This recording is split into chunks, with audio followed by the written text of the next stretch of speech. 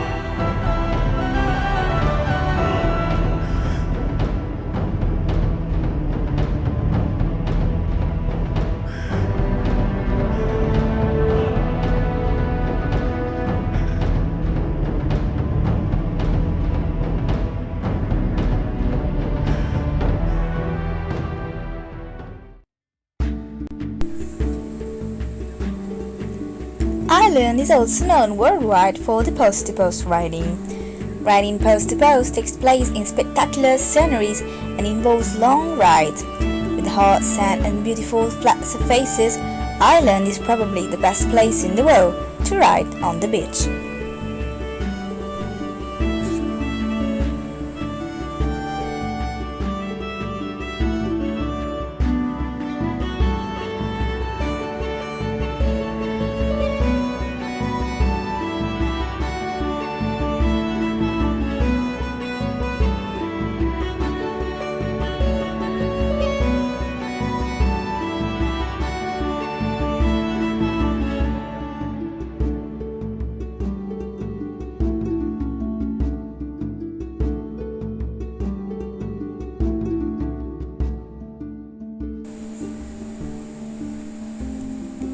But which are the most famous Irish horse breeds?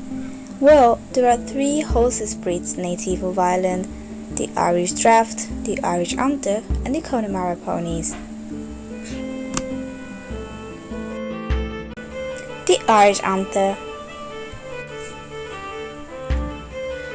It is the resulting from a cross between the English Thoroughbred and the Irish Draft.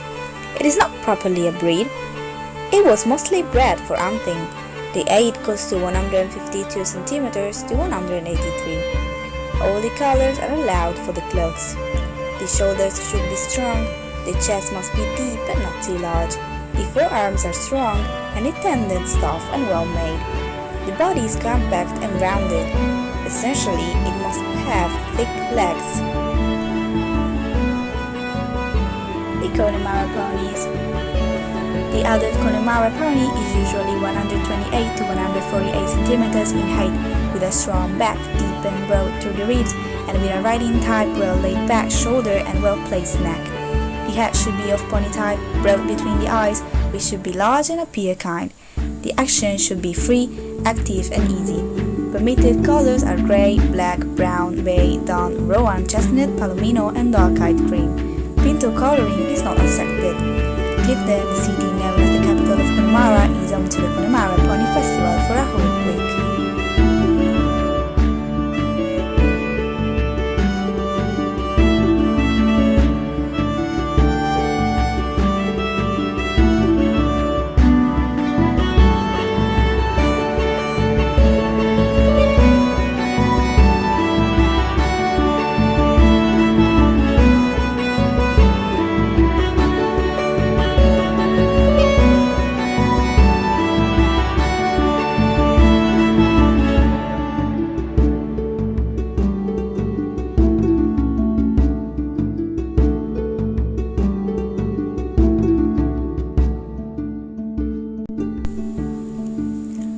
Ireland is also famous for many horses exhibitions, just like the Dublin Horse Show and the Belfast International Horse Show.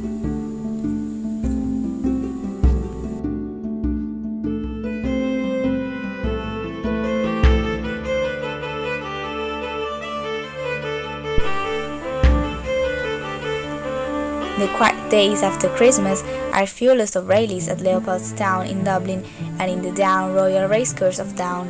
The Galway races in summer go on for an entire week, while in Punchestown, Kildare is an event that fascinates thousands of spectators. Navan in Meath, Correv in Kildare and Downpatrick Racecourse are also justly famous for their joyful atmospheres.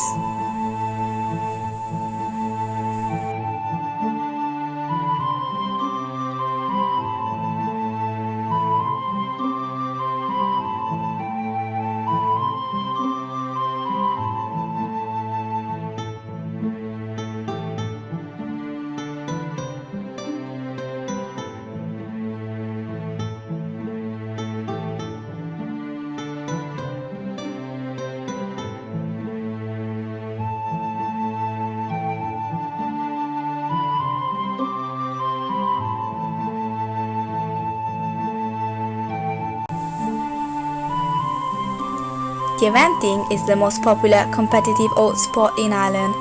The eventing, also known as 3-day event or military, is considered the longest and most challenging competition among the combined tests.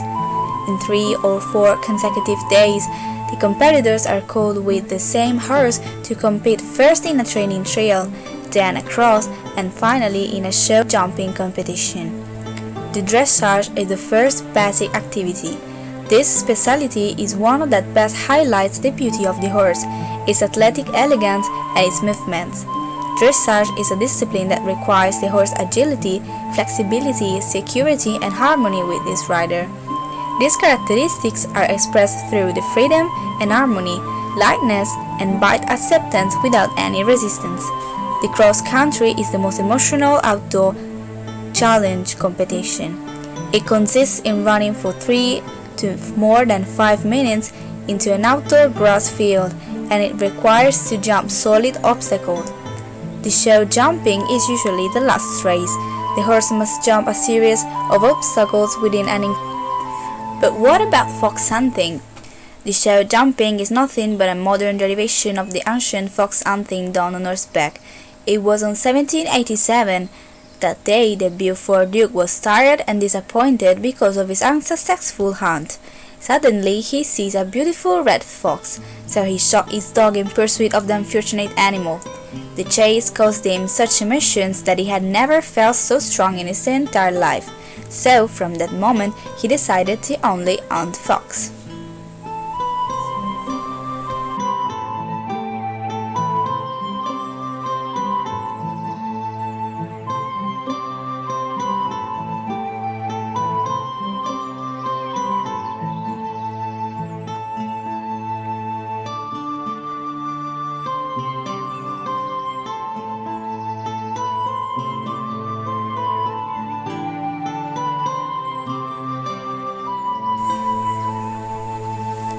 Old horses used nowadays in every job are mentioned in Old Irish literature.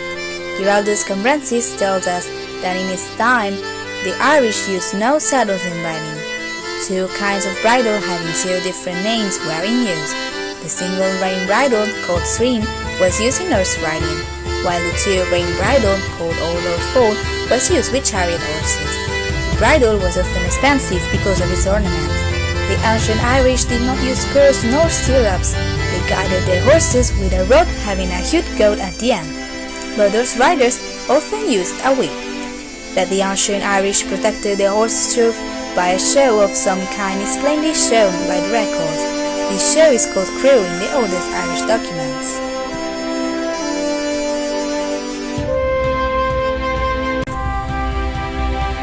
Irish mythology is replete with reference to the horse and its importance to heroes and historical figures. The horse is often cited in Irish art, poetry and film, prominent in the literary work of iconic Irishmen. Perhaps in these mystic origins lies the root of the Irish people's affinity with the horse. They have developed a unique understanding of the animal. Along with the hound, cattle and boar, the horse is probably the animal most strongly associated with the Celtic culture. According to literature, Irish horse-related warfare seems to be focused on the chariot. Despite what seems to be some preference for chariots in the literature, some tales do mention horsemen who are clearly riding as well as chariots. As horses were a vital part of the culture, we naturally see religious and mystical associations.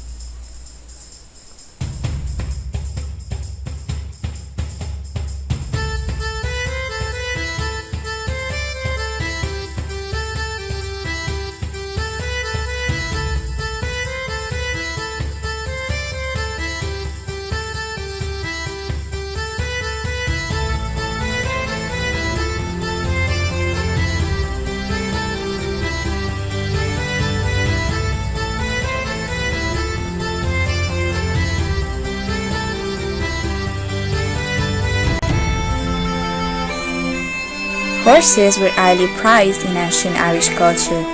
As equal nowadays, equine companions continues to sell high-quality Irish horses even today. So horses made an enormous contribution to the Irish economy in the 19th century. During the years of the Irish economic boom, thousands of people have bought horses as status symbols. But with the current economic crisis, many owners can no longer afford to keep them. Anyway, Ireland will forever be the land of horses.